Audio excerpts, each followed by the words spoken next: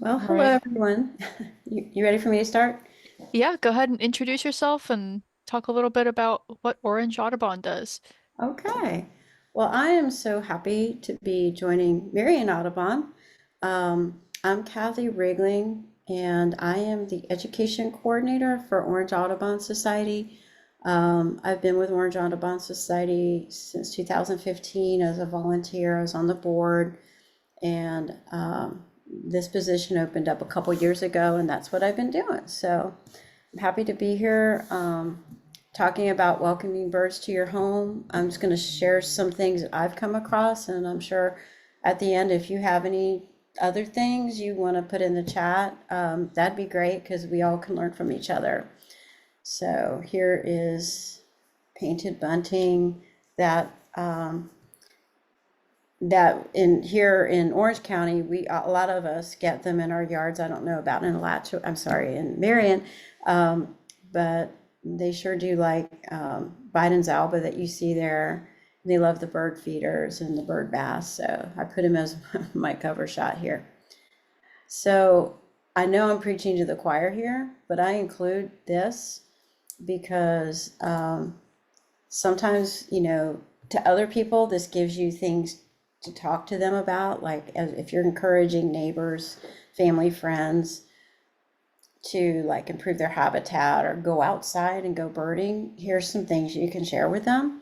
So there is research that shows that outside time is valuable, and it's valuable to create an outdoor space wherever you are, even if you're in a townhome or apartment, you can still create somewhat of an outdoor space. And 20 to 40 minutes outside daily, connecting with nature does lower your cortisol, which is your stress hormones. This has been researched well. So that's super important. I'm sure most of you on this meeting get outside every day, but again, you can share this with family and friends.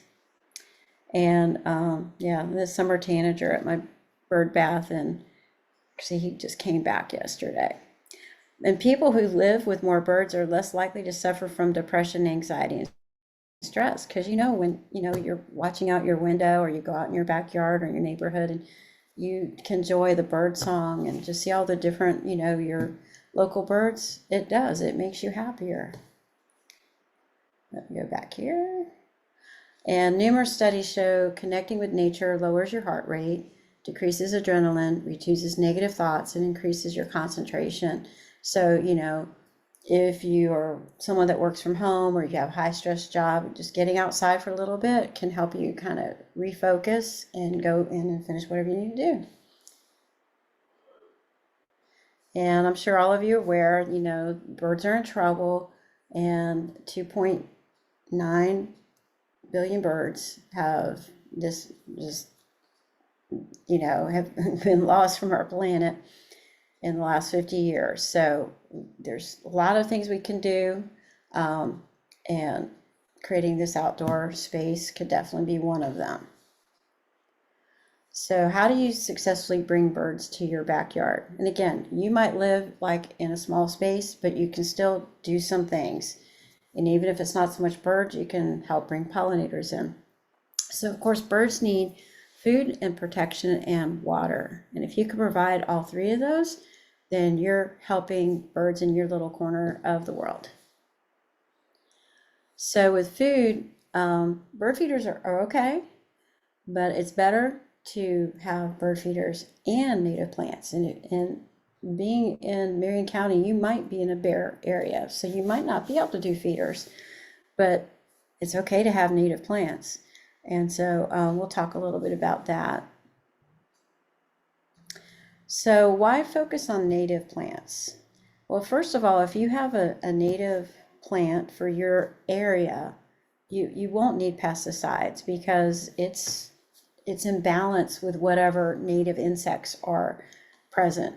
So it has enough defenses to keep from totally being eaten, and it's going to attract the right kind of insects that attract the birds that eat them. And that's what you want. You want food for your birds, and mostly birds eat insects. So if you put the right plant in the right place, you only have to water to get the plant established. And then they're fine. And they're adapted to our climate. That makes it a lot easier. So native birds can feed the birds and pollinators. Native plants. Here's some examples, and your local native plant nurseries can really help you. And I'm going to give you some websites to help you too. So there's dune sunflowers, there's coral honeysuckle vine, and there's firebush. And I'm not much of a gardener. I'm not that good with it, but these plants are easy. Like the firebush that I have in my yard, the hummingbird always, I always have a pair of hummingbirds. They love it. I don't have to, it's not like a feeder where I have to change the nectar every day in the summer. I just gotta, keep them trimmed back a little bit if they start bushing out too much because they're by my window. But other than that, super easy. And of course, winter and migration, berries and seeds sustain birds. So here's a beautiful black-throated blue warbler and beautyberry. Beautyberry is super easy to grow, and it will provide some food for the birds. And when it's flowering, it's a great pollinator plant. And here we have Virginia creeper berries, and that's a fall fruit. And oh my goodness, birds absolutely love this. I know in our local areas, we'll get like thrushes and all kinds of stuff up in the Virginia creeper. I know some of these plants, if you're like in a situation where you have a homeowners association, they don't want too much, unstructured, plant growth, you can contain it. You can, kind of keep things under control to where it looks a little bit neater, but still you're providing a lot of good food for your birds. And then we have the red mulberry tree, and I have a mulberry tree. Matter of fact, it's pretty much done now, but for a month I had cedar waxwings, and actually this is from my yard, and awesome. And like in some of our other hot spots, we've had, the scarlet tanager, summer tanagers, western tanagers on these mulberries. It's a great plant. All right, in the spring, songbirds need caterpillars for their nestlings. This is something I did not realize. So here's a northern perula with some type of caterpillar, because the young nestlings, they need protein. And what better way to give protein than these squishy caterpillars? And I didn't realize that birds mostly eat moth caterpillars, not butterfly caterpillars, because sometimes, if you love your native butterflies, it's like, I don't really want the birds to eat my, monarchs or whatever it is you're trying to attract. Well, if they have other sources, they're going to mostly go for those because these guys are too crunchy for their babies. So oaks are the best. If there's one thing you can put in your yard, it would be an oak tree. And it doesn't have to be it could be a dwarf variety. Not all the oaks grow really big, but if you can have a really big one, that would be best. And of all the plants, the oak trees support the most number and variety of moth caterpillars. Not butterflies, but moths. And they're just absolutely amazing. And something to point out, and again, I'm preaching to the choir here, but for people that you come around, they get all freaked out if their leaves are chewed up. But tell them that's a good thing. That means you're feeding some normally native insects. So that's a good sign. And if your plants are from Florida, they'll recover, they'll re-leaf out, they'll be fine. And those little caterpillars are feeding the birds. So protection, birds need shelter. So the best is native trees and bushes and grasses. Bird boxes, keeping old trees when possible if they're not, threatening your structure or someone else's house. It's great to have. I know we have a few snags in my yard that we just kept up. They're not threatening our house or anything, and the woodpeckers love them. And then, you have other things such as flying squirrels and stuff like that that go in there too. So here's some other examples. native elderberry is very fast growing. This is one of my friend's houses. It's in Orange Audubon. And this elderberry grew so fast in her yard, and she gets tons of birds that are, she has this near her feeder, so the birds are going back and forth between the elderberry and the feeder, and they have plenty of cover in there. Plus, the flowers are good for the bees, and the berries are eaten by the birds. So do provide water if at all possible. Again, if you have bears and you can't put food out, the water's fine. And there's, different things you can do depending on your situation. I am fortunate. This is my feeder my bird bath on the left here. And my bird bath is close enough to my hose, my outlet, whatever, my hose, that we have a dripper set up, and that moving water really attracts the birds, and you can control how fast or slow. You can get solar powered little wigglers to create some motion in the water, but it's really important to rinse out your feeder and your bird bath, and that way the mosquitoes larvae aren't going to stay in there, and keep it clean, to scrub it out. And I use vinegar and water, but other people do other things, and there's commercial products you can buy too, but really the main thing is scrubbing out the algae that forms. And other people have little ponds they've made. I've seen some people's houses where they made like little bubbling water, like little tiny little waterfalls, like a little rock garden. And those, are available online. That would be very attractive to birds. So a recommendation I have, if you want to know more about different kinds of bird feeders, Project Feeder Watch, and Project Feeder Watch, actually, the project for this year ended today, but there's a wealth of information. So Project Feeder Watch is one of those Cornell Lab of Ornithology participatory science projects, and actually it's one of their longest running ones. I believe it's older than eBird. It's got a lot of stuff there, so I'm going to show you some things. It does more gear towards winter, but there's a lot of overlap that you could still use this website. So there's different sections on Project Feeder Watch. There's a whole section which I'm going to show you about the feeder birds, and you can filter it to the southeast. There's stuff on bird IDs. They have a blog, they have a cam. You're just looking for something to do. You can look at their data that they've collected. That's also very interesting. So here's just one of their pages on the feeder types. So if you're thinking about, putting a bird feeder, if you are living in the right kind of place, you don't have bears, you can feed on the ground. You can have hopper feeders, you can have tube feeders, nectar feeders, platform feeders, all those different kinds. And they have detailed information about these if you're trying to decide how to set yours up. On their website, they also have a lot of detailed information about different type of seeds.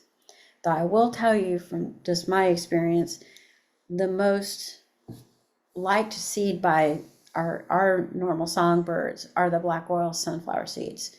The most variety of birds will eat that. Now, other birds will, like the painted buntings do love millet, but I know at the beginning of the season when I don't have millet out, they'll eat the sunflower seeds. So if you're just looking for something, one-stop shop, black oil sunflower seeds work pretty good. But if you go, this is from Project Feeder Watch, so you can click on all these things and you can look and see what they recommend for different birds. And mealworms are good. I use the dried ones because I have bluebirds around, but they mostly are feeding on their own. But a lot of birds will eat the dried mealworms, which is kind of fun to see. So on the Project Feeder Watch website, if you go to it's in the Learn section, they have a great site for what are the food preferences of different common birds and the feeder preferences. Again, it's geared towards winter, but a lot of the birds that we have will be here year round. So you can just filter it like southeast. You can filter which birds like black oil sunflower. You can filter this to any type of seed. You can filter the feeder type. You like, well, I want to have a platform feeder, what birds will come. You can click on the individual birds and get information. It is really good. And so I just pulled this one out. This is Baltimore Oriole, which maybe you guys have longer than we do. There's still a few Baltimore Orioles around our area, but it shows you, what to put out to attract them and, hopefully get them, because they definitely like suet. They do like, the nectar. They do like fruit. So this is some additional information about feeders that you could find on this website. And this is an interesting thing. There is a safe zone of placing your feeders from your windows. If you have your feeders near windows, which most people do, because I know I'm watching out my window right now. But the closer the feeder, the less speed a bird can build up before they strike the window. So it's recommended that you want to place the feeders 5 meters or further from windows. Oh, if you have them 5 meters or further, there is more likely for them to have a strike, because they're at the feeder, a hawk comes, and they just fly, like the doves. And they hit your window. So this is on the website on where to place your feeders. And of course, we have our wonderful squirrels. And, there's different kinds of baffles you can purchase. There's different ones you can make. The important thing is 10 feet from any tree that they can jump on from it, or side of your house, or pole, or anything like that. You can, and some people put out a feeder just for the squirrels. It depends on what you think. If you go to Project Feeder Watch, there's a whole community tab, and there's tips from people, and you could spend a lot of time looking around there. And here's a great idea. So this person came up with a slinky squirrel baffle to try to, keep the squirrels from getting all their food. So they have all kinds of fun things like that. So what about birdhouses? So we're in nesting season for a lot of things right now. And so Cornell is great. Here's their Nest Watch website. And you can go there and you can learn about how to make a birdhouse, what kind of birdhouses you should have for your area, how difficult they are to make. Okay, so they have, and this is a great interactive right here, even how to do a nest box camera. So here's the interactive. You select your region, like Southeast, you select what kind of habitat you're in, and then it'll come up. So these were some that came up for my area. And I like the fact that it tells you if a species is in decline. So like, wow, I should probably put up a chickadee nest box and a screech owl, but of course, not too close to each other. And then it'll tell you, oh, this is moderate difficulty. And, like this Carolina wren, it's pretty simple and it's kid friendly. So you could do this for any type of species. So that's a fun thing to play with. So here's another thing. So we want to attract birds, but we want to keep them safe too. So important things, obviously, you want to keep your feeders clean. It's recommended to clean them when you see them, obviously, getting moldy, or, once a month, you have to kind of watch them. Depends on how much it's been raining in your area. Pets outside can wreak havoc on birds, especially right now with migration. I know some birds, when they arrive, they're exhausted, they're going to be on the ground, and they're easy prey for things like cats or dogs that are loose in your yard. And as we have nesting season, fledglings, they're low, they're easy prey. Keep your feeders clean, cats indoors, and window strikes. So I have personal experience on the window strikes, I hate to say, but I'm going to show you what I did, and it solved the problem. So window strikes actually are one of the #1 killers of birds. So here's some recommendation. Move your feeders greater than 30 feet away or closer than 3 feet from your windows so they can't build up speed. So having a window feeder is okay, because It's right there. And I have a window feeder and I don't have a problem with that, except for squirrels that climb on it. Um, you need to disrupt your window glass reflectivity. And you can use the stickers, which I'll show you. You can use soap marks. You can use decals of the right kind. You can use string or paint in a 2x4 grid pattern. During migration, which we're in now, turn off your outdoor lights at night if it's safe to do so, or at least face them down. Close your window blinds or use window films from preventing birds from seeing indoor plants so they think, oh, I can go in there. Keep your screens on your windows, and those bird alert decals don't work, and I can attest to that. Those ones where you put a hawk on your window, it doesn't work. So let me show you what I did. And I'm not, this is what I use. I'm sure there's other companies, and I did this last month because I had window strike, cedar waxwing, and I was really upset because I have a mulberry outside my window, and what would happen, I would get big flocks of cedar waxwings, when the waxwings would get alarmed at something, whether it's a hawk or something, they all just fly. And I had like little bird decals, didn't work. So this is one of the companies, Feather Friendly, and what you get is you get these, it's like a little roll, and it has these little markers on there. So my husband helped me. Yes, they're not perfectly straight, but they're good enough. And if you probably better than me at measuring, they do give you 2 measuring tapes, and you have to place them 2 inches apart, because that is close enough to disrupt the glass reflectivity.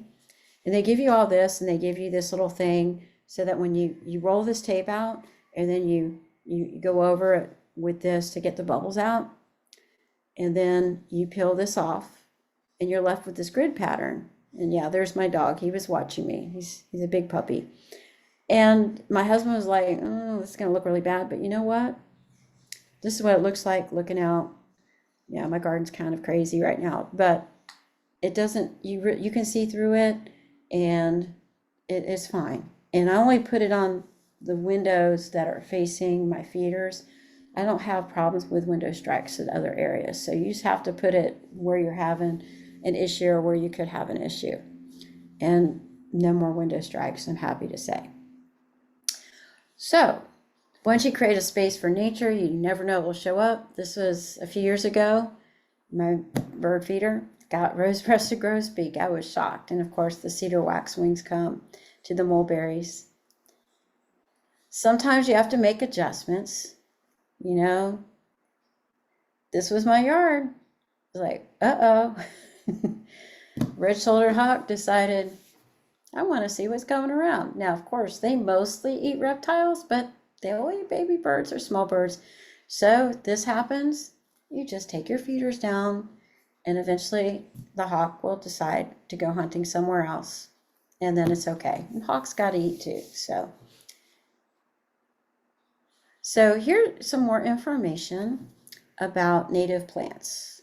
So if you go to the Native Plant Society website, you can look up information about native plants of your area. The best thing is when they have their native plant sales, because you can get some really, really nice plants, and you have people there that can give you advice. And then I absolutely love National Audubon has a place dedicated on their website for plants for birds. So you just go to the National Audubon website and go plants for birds. It looks like this, and it's so good. So what you're going to do, and this is all free, you put your zip code in their database, you hit search, and you're going to get this huge list of native plants suitable for your area. Huge. What's really nice, it'll say what it could attract. So you kind of look and decide. It also will tell you, does it host any butterflies or any pollinators? It will tell you, full sun, part sun, shade, all that kind of stuff. It'll tell you whether it's annual, perennial. See, it has this little buy now. So you could get it through there. It will also direct you if you want to buy it local, your local nurseries. So here's a good wetlands plant if you have a wet area, this button bush, a lot of fun, what it attracts. So just to tell you a little about Orange Audubon, we do have monthly meetings at Lou Gardens. I know you guys are kind of far, but we have some really good programs. We do have field trips, and actually we have one to the Ocala Wetlands Recharge Area Saturday, May 4th, with Maxfield weekly, and we still have like 3 spots left. So if you go to our website, Orange Audubon website, just Google Orange Audubon Society, and you can sign up there. We do Zoom programs too. Ours are on Thursday nights. It's every Thursday except for the 3rd, which is our regular in-person meeting. And so you can join that. And if you sign up, you'll just get the Zoom link each week. And we do bird survey. So if you want to check out our really wonderful place, which is Wekiwa Spring State Park, we do a monthly survey there. And I get people from other Audubons, it's totally fine. And that's a gem of a park. So anyways, and I have my email at the end, and if you need information about any of these. And of course, we have special events. So we'd love for you to join us on something like this. And here is my email. And I think we could have questions. If anyone has questions, like, again, I'm not a plant expert, but these are just some tips I've learned along the way. And thank you for joining me for this program. So I'll leave this up, but if anyone has any questions, I'll let our host tell me the questions.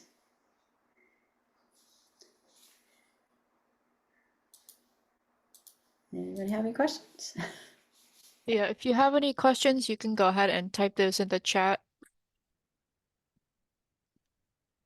Also, real quick, if you haven't entered the raffle, you should see a link when you go into the chat where you can just tap that link for the raffle and enter. But we'll be doing that just in a few minutes, so make sure that you enter.